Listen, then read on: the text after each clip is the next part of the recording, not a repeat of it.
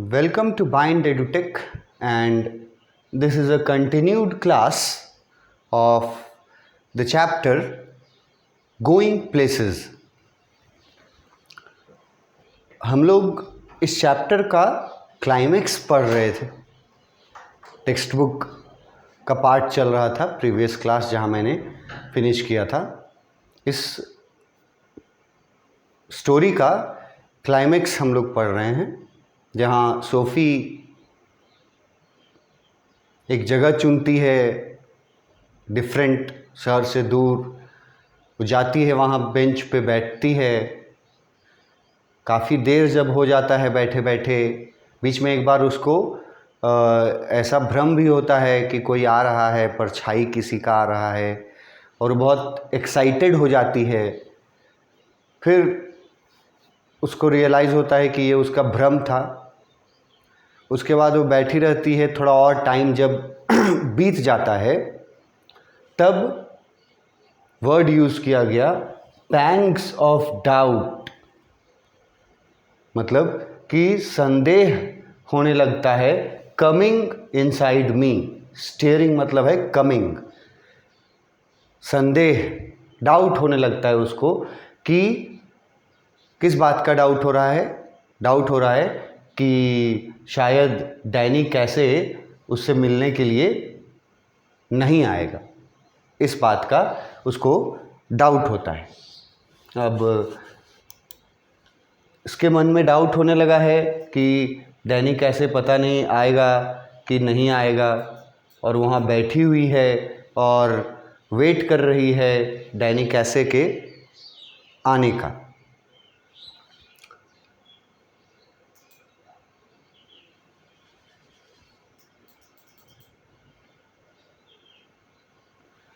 यहाँ लिखा है pangs of stirring inside me के बाद I watch for him but still there is no sign of him. कि मैंने देखा, मैंने देखने की कोशिश की, लेकिन कोई साइन जो है वो नहीं नज़र आया. मैंने देखने की कोशिश तो की पर किसी तरह का कोई साइन नज़र नहीं आया उसके आने का.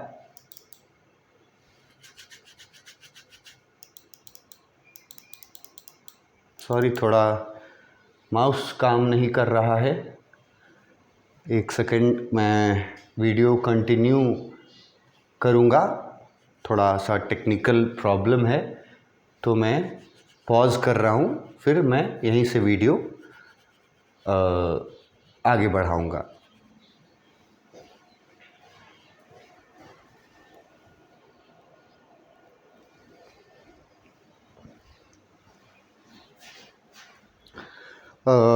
वापस हम लोग वीडियो कंटिन्यू करते हैं. थोड़ा टेक्निकल प्रॉब्लम हो गया था.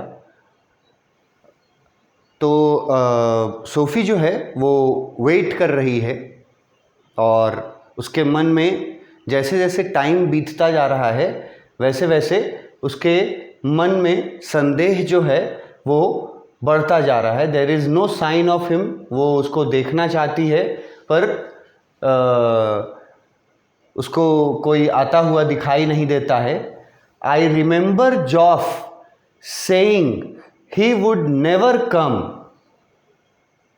सोफ़ी जो है वो याद करने लगती है कि I remember जॉफ saying he would not come. वो याद करने लगती है कि जॉफ को जब उसने बताया था कि नेक्स्ट वीक वो उससे मिलने फिर आएगा, तो इस बात पर जॉफ ने यकीन नहीं किया था. और उसने कहा था टेक्स्ट में as if he would ever come. ऐसा टेक्स्ट में था कि उसको याद आ रहा है बैठे बैठे सोफ़ी को. अब वो निराश होती जा रही है और याद कर रही है कि जॉफ ने कहा था that he would never come. जॉफ ने भी ऐसे ही बोला था कि वो कभी नहीं आएगा, क्योंकि वो कभी तुमसे पहले मिला ही नहीं है. And how none of them believed me when I told them। और ये भी सोच रही है कि जॉफ तो बोला ही था कि वो नहीं आएगा, नेवर। और भी जो सदस्य थे, जैसे सोफ़ी के फादर या सोफ़ी का छोटा भाई, तो और भी जो लोग थे फैमिली मेंबर्स, वो लोग भी none of them believed me। यहाँ them जो है वो सोफ़ी के फादर, सोफ़ी का भाई, इन लोग के बारे में बोला जा रहा है कि उन लोगों में से किसी ने उसकी बात पर बिलीव नहीं किया था when I told them, जब मैंने उन लोगों को बताया था। तो जॉफ ने तो किया नहीं था और भी किसी ने भी उसके इस बात पर बिलीव नहीं किया था। I wonder what will I do? What can I tell them now if he does not come?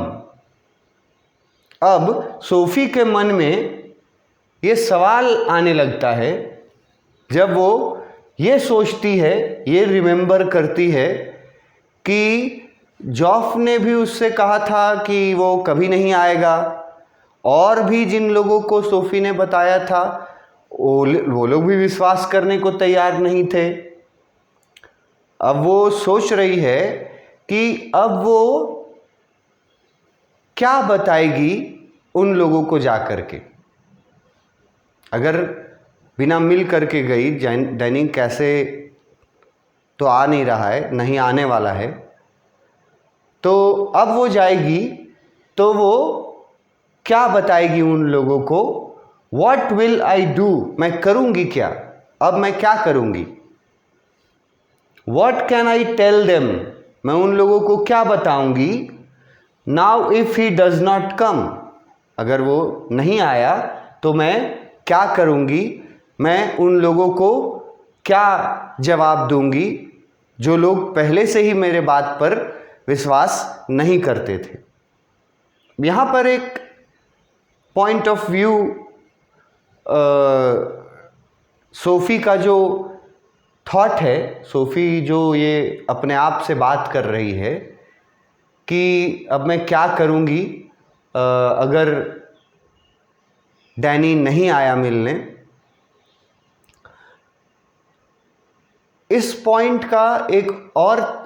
को एक और तरीके से देखा जा सकता है कि सोफ़ी को डैनी कैसे के नहीं आने का जितना दुख हो रहा था डैनी कैसे के नहीं आने का, उससे ज़्यादा चिंता सोफ़ी को इस बात की हो रही है कि हम वापस जाके उन लोगों को क्या बताएंगे, क्या बोलेंगे, क्या करेंगे जो लोग पहले से ही मुझ पर विश्वास नहीं करते थे। तो अब हम जा कर के वापस उन लोगों को क्या बताएंगे, ये सोचती है। I wonder what I will do, what I will tell them now if he does not come. But we know how it was, Danny and me, that is the main thing। ये sentence मैं अभी आपको बता रहा था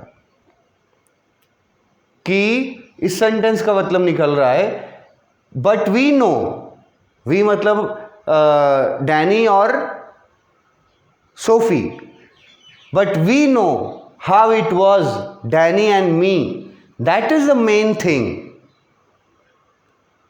मतलब कि SoFi जब नहीं आ रहा है डैनी कैसे, तो सोफ़ी को इस बात का दुख तो था कि नहीं आया है, नहीं आएगा, पर उससे कहीं ज़्यादा इस बात का दुख था कि वापस घर जा कर के उन लोगों को क्या बताएंगे जो लोग पहले से ही मुझ पर, मेरी कहानी पर, मेरे मिलने मीटिंग वाले बात पर विश्वास जो पहले से ही नहीं करते हैं, उनको क्या बताएंगे। ये उसके मन में बात चल रहा था। और ये लाइन आता है उसके मन में कि कोई क्या सोचेगा वो सोचने दो, लेकिन हम जानते हैं, हम लोग जानते हैं, we know, but we know, Danny and me, मैं और डैनी, हम दोनों जानते हैं हाउ इट वॉज, कि हम लोग मिले थे, कैसे मिले थे, ये हम और डैनी जानते हैं। That is the main thing. Main चीज़ तो ये है कि हम लोग मिले थे। ये बात डैनी जानता है और सोफ़ी जानती है। बाकी दुनिया क्या समझती है उससे सोफ़ी को क्यों परेशानी होगा, ये सोफ़ी सोच रही है अपने मन में बैठे हुए। मतलब सोफ़ी, इसीलिए मैंने कहा था कि सोफ़ी अपने ड्रीम को रियलिटी मान बैठी है। ठीक है, वो झूठ जो उसने बोला था अपने भाई से के पास, जो शुरू किया था झूठ बोलना, आई मेट डैनी कैसे, कि मैं डैनी कैसे से मिली हूँ, ये जो झूठ बोलना उसने शुरू किया था, वो एक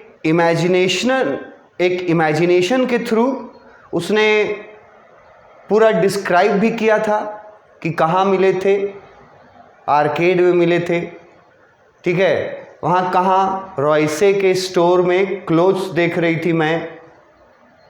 ये सब जो बताया था सोफ़ी ने, ये सब तो झूठ बताया था अपने भाई को, लेकिन इमेजिनेशन किया तभी तो बताई होगी। वो इमेजिन की होगी ना पहले, जी ऐसे ऐसे ऐसे ऐसे हुआ था, इमेजिन की, और इमेजिन करके अपने भाई को झूठ बात बताई कि मैं डैनी कैसे से मिली हूँ।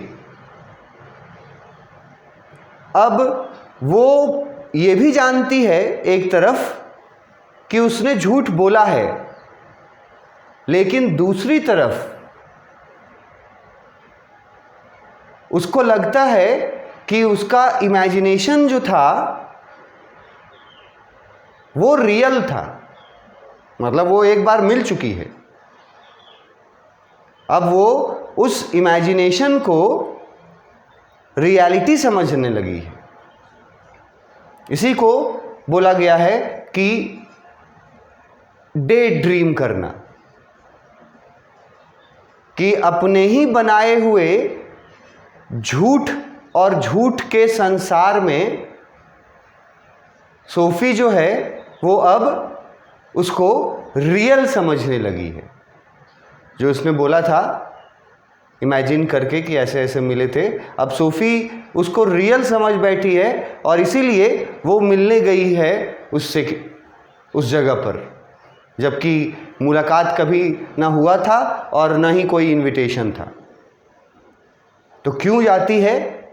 क्योंकि वो उस इमेजिनेशन को रियलिटी समझ लेती है। अब वो झूठे इमेजिनेशन को इतना डूब जाती है डे ड्रीमिंग में, तो इसलिए वो जाती है वेट करने के लिए। नहीं आता है तो दुखी हो जाती है, और दुख उसको इस बात का तो है कि डैनी नहीं आएगा, अभी तक नहीं आया है और आगे आने की भी संभावना नहीं है, इस बात का दुख उसको है।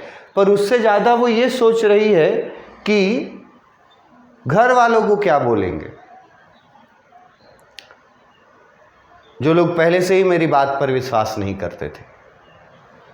उसके बाद फिर अपने आप को तसल्ली दे रही है, खुद को तसल्ली दे रही है, but we know how it was Danny and me, that is the main thing. कि वो अब ये रियल समझने लगी है कि डैनी और हम मिले थे, ठीक है, दैट इज़ अ फैक्ट। ये मैं और डैनी जानता, हम दोनों जानते हैं, मैं और डैनी दोनों जानते हैं कि हम लोग मिले थे। And that is the main thing, कि वो मेन थिंग तो वो है। अब आज नहीं मिल पाया तो नहीं मिल पाया, ये वो अपने आप को कंसोल करती है, वो खुद को थोड़ा कंसोल करती है कि छोड़ो, आज नहीं अगर आया तो कोई बात नहीं, हम उन लोगों को कुछ नहीं बोल पाएंगे जो लोग मुझ पे डाउट करते हैं, लेकिन हम दोनों तो जानते हैं, मैं और डैनी, हाउ इट वॉज, कि हम लोग मिले थे। And that is the main thing. अब वो अपने ही इमेजिनेशन को रियलिटी समझ रही है। How can you help people what people choose to believe. वो बोल रही है खुद से कि बाकी लोग क्या सोचते हैं, कि किस बात पर यकीन करते हैं, इस पर किसी का कंट्रोल नहीं हो सकता, आपका कंट्रोल नहीं हो सकता। सूफी सोच रही है कि मेरा कंट्रोल थोड़ी है उन लोगों के दिमाग पे जो लोग सोच रहे हैं, वो लोग कुछ भी सोचने दो। बट मैं और डैनी दोनों जानते हैं कि हम लोग मिले थे। बाकी लोगों को जो सोचना है वो सोचने दो, बाकी लोगों के सोच से सोच को आप रेस्ट्रिक्ट नहीं कर सकते। सूफी बोल रही है कि सोचने दो, जो सोचेगा। हम दोनों तो जानते हैं ना कि हम लोग मिले थे। But all the same it makes me despondent. लेकिन साथ ही साथ जो डैनी का नहीं आना, ये उसको दुखी कर देता है। डिस्पोंडेंट वर्ड का मतलब यहां लिख दिए हैं सैडनेस। सैडनेस है डिस्पोंडेंट का मतलब, कि वो ये बोल करके अपने आप को तो तसल्ली दे देती है कि दुनिया बाकी लोग समझें या नहीं समझें, यकीन करें या नहीं करें, उनके दिमाग पर मेरा तो कंट्रोल नहीं है। पर मैं और डैनी दोनों जानते हैं कि हम लोग मिले थे, ठीक है। और मेन थिंग तो वही है, लोगों को सोचने दो। ये बोल करके खुद को कंसोल तो कर ले रही थी, लेकिन साथ ही साथ डैनी के नहीं आने का उसको दुख भी हो रहा था, सैडनेस भी था। डैनी के नहीं आने का उसको सैडनेस था। This knowing I will never be able to show them they were wrong to doubt me. ये जो दुख उसको हो रहा है डैनी के नहीं आने का, उस दुख का रीज़न बताया गया है आगे कि क्यों उसको दुख हो रहा है डैनी के नहीं आने का। ये बताया गया है, जो बोल्ड करके लिखे हैं, I will never be able to show them they were wrong to doubt me. उसको इस बात का दुख हो रहा है कि वो उन लोगों को गलत नहीं साबित कर पाएगी जो लोग उसकी बात पर डाउट करते थे। मतलब उसका भाई, उसके फादर, जो लोग इसके बात पर डाउट करते थे, वो लोग को वो गलत नहीं साबित कर पाएगी। ये सोच करके वो सैडनेस वाला फीलिंग आता है उसको।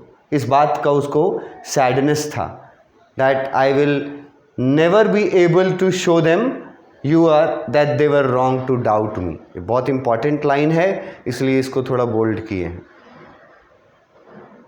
हाँ, किसी भी तरीके से ये क्वेश्चन यहाँ से बहुत सारा पूछा जा सकता है, ठीक है। तो सोफ़ी को दुख किस बात का था? दुख तो इस बात का भी था कि डैनी नहीं आया मिलने, मगर साथ ही साथ सोफ़ी को ज़्यादा दुख इस बात का था कि बाकी लोगों को हम क्या जवाब देंगे, वो लोग तो पहले से ही मुझ पर डाउट करते हैं। फिर अपने आप को समझाती है कि बाकी लोगों के थॉट्स पर मेरा कंट्रोल तो नहीं हो सकता है, सोचने दो उनको जो सोचते हैं, लेकिन मैं और डैनी तो जानते हैं, हम जानते हैं कि हम लोग मिले थे। उसके बाद उसको जो नहीं आने का जो दुख है वो इस बात का भी है कि वो उन लोगों को, अपने घर के उन सदस्यों को गलत नहीं साबित कर पाएगी जो लोग उस पर डाउट करते थे। वो उन लोगों को गलत नहीं साबित कर पाएगी डैनी कैसे के नहीं आने के वजह से। शी वेटेड, वो और इंतज़ार करती है। Measuring this way the changes taking place in her, और अब जो बैठी हुई है, शी वेटेड, अब वो बैठ कर को जो वो वेट कर रही है, तो वो अपने अंदर आने वाले चेंजेस को ऑब्जर्व कर रही है, फील कर रही है। ये लाइन में लिखा है, measuring in this way the changes taking place in her, मतलब कि उसके फीलिंग्स कैसे कैसे बदल रहे हैं बैठे बैठे। अब वो इन बातों के ओर सोचने लगती है। Resignation was no sudden idea, resignation was no sudden thing, मतलब कि रेजिग्नेशन का यहाँ मतलब है हार, ठीक है। रिज़ाइन करना, रिज़ाइन करने का मतलब क्या होता है, एक ये रिप्रेजेंट करता है लूज़र होने का, हार को रिप्रेजेंट करता है रेजिग्नेशन, ठीक है। Was no sudden thing, sudden मतलब अचानक, हार मान लेना ये अचानक होने वाला चीज़ नहीं है। ये सोफ़ी जो बैठी हुई है और वेट कर रही है और उसके अंदर बदलाव महसूस कर रही है अपने फीलिंग्स में, और वो अभी तक उठ करके इसलिए नहीं गई है क्योंकि हार मानना इतना आसान काम नहीं होता है। तुरंत आदमी हार नहीं मानता है। हार आदमी कब मानता है? हार आदमी मानता है जब पूरी तरह से वो डिमोरलाइज हो जाए। जब तक उसमें ज़रा सा भी पॉजिटिविटी रहता है तब तक कोई आदमी हार नहीं मानता है। जब किसी आदमी के अंदर का पॉजिटिविटी फिनिश हो जाता है तब वो आदमी हार मानता है। लेकिन पॉजिटिविटी के रहते आदमी का हार मानना इतना आसान भी नहीं है। तो सोफ़ी बैठ के वेट कर रही है क्योंकि वो भी इतने आसानी से हार मानने वालों में से नहीं थी। तो ये पार्ट था जो हम लोग पढ़ रहे थे अभी। सोफ़ी बैठ कर के और वेट कर रही है, और ज़्यादा टाइम जब हो जाता है तो उसको, ये पार्ट हम लोगों ने शुरू किया था कि वो अपने आप से बात कर रही है कि मैं बैठी हुई हूँ, डैनी कैसे के आने का टाइम जो है वो पार होता जा रहा है, और मन में डाउट्स आते जा रहे हैं, और जैसे जैसे डाउट्स आते जा रहे हैं वैसे वैसे उसके अंदर चेंजेस होने लगते हैं। उसके मन में सवाल उठने लगता है कि मैं जाऊंगी तो क्या बोलूँगी, और उसको दुख रहता है जिस बात का कि डैनी कैसे नहीं आया। ये सैडनेस जो है वो इस बात का था कि वो कभी गलत साबित नहीं कर पाएगी उन लोगों को, अपने भाई और फादर को इस बात का बहुत सैडनेस था उसको। यहाँ तक हम लोग पढ़े। और लास्ट वाला जो लाइन है,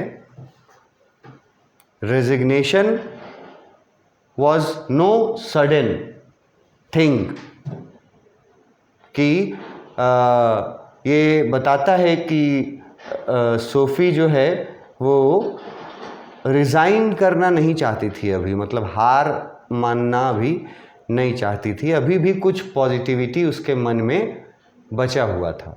और हार मानने में वैसे भी लोग थोड़ा देर से एक्सेप्ट करते हैं अपनी हार को, मतलब जब तक पूरी कोशिश नहीं कर लेते तब तक कोई भी इंसान हार नहीं मानता है। तो इसका एक्सप्लेनेशन है इसके आगे, जो हम लोगों ने अभी ओरली देखा कि सोफ़ी जो है वो बैठे बैठे अपने से खुद से बात करना शुरू कर देती है। ठीक है, वो अपने आप से बोलती है कि वो यहाँ बैठी हुई है उस उम्मीद में कि डैनी आएगा, but she could feel that a lot of time has passed. वो ये भी फील करती है कि बहुत सारा समय बीत चुका है। Now SoFi having doubts with her self, अब सोफ़ी को अपने अंदर डाउट्स होने लगता है। ठीक है, और वो Sophie continues talk to herself, वो अपने आप से बात कंटिन्यू करते रहती है कि जो आपने बोला था कि वो नहीं आएगा, कोई यकीन नहीं कर रहा था, ये सब वो खुद से बोल रही है, वहाँ बैठ कर के खुद से अपने आप से बात कर रही है। और अभी और बातें बाकी है, अपने आप से अभी वहाँ बैठेगी थोड़ा देर और इसलिए लिखा हुआ है कि resignation was no sudden thing, कि अभी हार मान लेना इंसान के लिए थोड़ा टाइम लेता है, अभी और देर वेट करेगी और कुछ कुछ मन में उसके थॉट्स आएंगे, उसके बाद एक समय आएगा जब वो हार मानेगी। ये हम लोग इसके आगे नेक्स्ट क्लास में कवर करेंगे। Thank you.